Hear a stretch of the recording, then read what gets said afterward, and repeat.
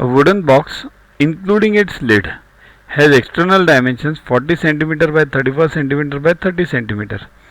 If the wood is 1 cm thick, then how many centimeter cube of wood is used in it?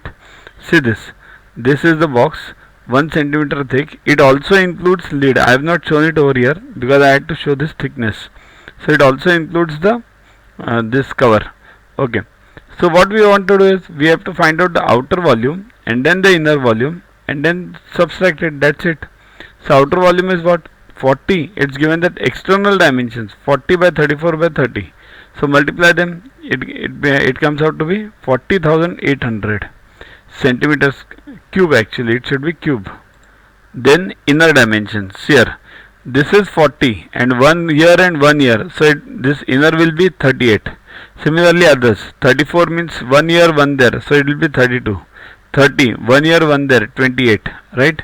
So multiply them. You will get 34048.